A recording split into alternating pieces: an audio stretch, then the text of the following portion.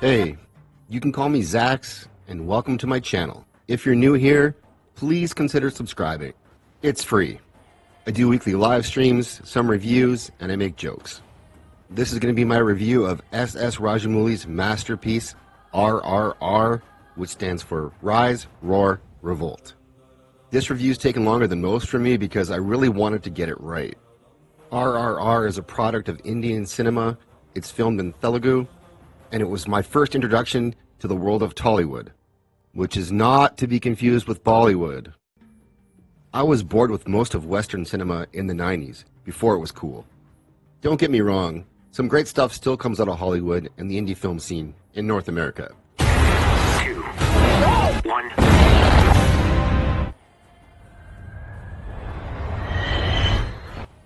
But a lot of it sucks, and it's getting worse. And with Disney Plus, we're able to extend this way of storytelling to a new format, creating series that are connected to our theatrical releases. I've long since gone to Korea, Japan, Germany, even the UK until recently, looking for entertainment. Looking for someone with a different story to tell, something that could surprise me, entertain me, and keep me engaged. But because of the Western stereotype that everything coming out of India was a musical, I didn't look there. It was my loss. I'm happy to have found it. But I live in Canada, and so a lot of people think that I play hockey, eat poutine, and live in an igloo. And only one of those things is true. Can you guess which one? But here's the bottom line. I'm doing this review because I love this film. I've now found Indian cinema, and I want to show it to more people. And if not for the relentless Chris Gore and Paulie, Latino slant, I'd still be looking for it. And I want to keep helping that message get out. Because we need heroes, and India's got plenty. RRR is directed expertly by S.S. Rajamouli and follows the life of real-life revolutionaries Rama Raju and Komaram Bheem. And I apologize in advance for all my mispronunciations. I really am doing my best. These two heroes never met in real life, but this movie explores what would happen if they did. Rama Raju is played by Ram Charan, and Bheem is played by the powerhouse NTR. Rama Raju was active in the 19-teens and 1920s, and Bheem was active in the 20s and the 30s. Both men fought against the brutal oppression of the British Raj, who were responsible for countless atrocities against the Indian people. And to be honest, this is something I didn't know enough about. I knew it existed, I knew it happened, but I didn't know details until I saw this film and did some reading, and it's something everyone should know about. I've had a hard time finding decent documentaries on this era, and so if you know of any, please leave a comment. Appreciate that. Now back to the movie. This film is spectacular. It is some of the most incredible cinematography you will see anywhere ever. These action set pieces are unbelievable to watch, and creative. The imagination of the people who came up with this and how to actually film these scenes it's incredible. It's difficult to fathom, really. And as much as this movie is filled with just distractingly beautiful scenes and incredible action sequences, it also has a heart, some clear messages, and it's just a great example of how you craft a story and how you show the audience through lines. I've watched through it 3 times now, and the first time was mostly a distraction viewing just because of all the things that were happening and trying to absorb as much as I could. Second time through, I saw more of the friendship and the relationships and the brotherhood these two people, these two men, have with each other. And it's done so well that you're drawn completely into the story and into these characters and who they are, and you feel for them. And every time you watch it, you hate the villains more, which is something that I love. The opening scene where you meet Bheem, that could have been easily just a throwaway CGI fest and an amazing action session, but instead, it comes back later in the film. It comes back here with feeding the tiger, and then again here. I never get tired of watching this clip, and how did they come up with this? Even things that seem like kind of mundane minor details, like squats here, come up later. They didn't have to establish that to show us that this was possible, that Bheem could easily carry Rama on his shoulders like that. But they did it anyway, and I love that detail. Considering this is the attention to detail mainstream Hollywood is giving us right now. While Danny kind of forgot about the Iron Fleet and Euron's forces, they certainly haven't forgotten about her. So if we're going to call out showrunners, we also have to give credit, and so credit here. A major theme in this movie that I love to see get explored was the idea of keeping a promise, keeping your word. We have Ram, who vows he won't return home without weapons for his people, no matter what that means for him, and no matter how long that takes. And Bheem, who would give his life and does withstand endless torture to reunite Mali with her people. Having heroes be heroes is not a small thing, especially when in Western culture, our heroes are being deconstructed and made weak. They're not something to look up to or aspire to be. And our villains, well, they're supposed to be sympathetic now. We're supposed to feel for them, identify with them. So this black and white storytelling, it's a welcome change. The only people in this movie who look like me are villains, and I don't identify with them. And I really enjoyed the examination of the value of a life. What's a life worth?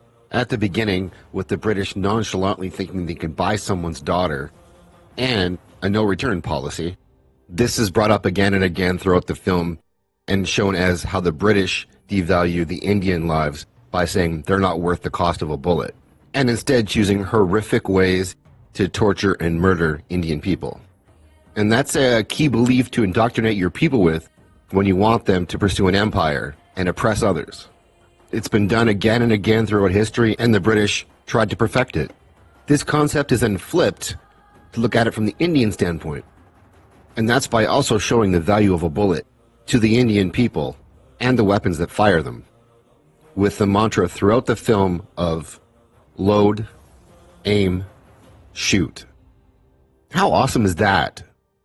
Because to the people of India, that bullet is the cost of their freedom. Now, I'm not suggesting that my American friends who support 2A should use this film as an example of what can happen when a people has their power stripped from them and how hard it can be to get that back. I'm not saying that. But if somebody was to say that, and that got more people to experience this film, well, maybe that would be worth it. And I enjoyed the way masculinity was portrayed in this movie. And a good example of that was when both Bheem and Ram were captured and tortured. No matter what horrors were being done to them, they stayed true to who they were. And they actually seemed to get stronger. When Bheem is chained and whipped and flogged and stretched, he refuses to bend the knee. And instead he takes to song, which really worked in this scene and whipped the crowd into a frenzy, and probably the audience. It made me think of Western comparisons to Braveheart and Passion of the Christ. It was the ultimate act of defiance, and as Ram said, he made the people a weapon. And for his part, when Ram was beaten and chained and starved, what does he do? Pull-ups. And when they destroy his legs, beat him more and put him in solitary, what does he do? More pull-ups. He makes sure that his captors get no satisfaction. And what do we get over here? I watched an episode of a show that I won't name where the main character's father dies from being too sad. Why was he sad? We don't know, but it was terminal. Of course it's okay for men to be sad or depressed, but it's not normally a cause of death. In RRR, both men were willing to go through hell just to keep their word. And that's why people here are finding out about Indian cinema. I wasn't familiar with either of these actors before seeing this movie, but they put on a performance. They told you a full story with just their posture and expressions during that flogging scene. Show, don't tell. That's how it's supposed to be done. I was especially impressed by NTR. Great physical performance. He can transform himself from this physically dominant male to someone who can blend into a crowd. And he even has great comedic timing in those fish out of water scenes, so he has a ton of range. Really impressed by him. But enough about themes. The main event in this movie is the action. The combat and choreography is breathtaking, and something that's great is whoever choreographed the combat here knew what they were doing. There's legitimate martial arts on display in this movie, and each major character has their own combat style. Ram is much more technical, precise, and he uses his speed. And Bheem is a force of nature, brute strength and power. Which isn't to say he doesn't know what he's doing, but he just does it differently. And then we get to see a different version of Ram at the end of the film when he takes on the role of Shiva. more natural and primal based, but just as deadly. And of course, his connection to the elemental fire. Bheem also enters the final battle through his element by emerging from the water, and they both absolutely lay waste to their oppressors.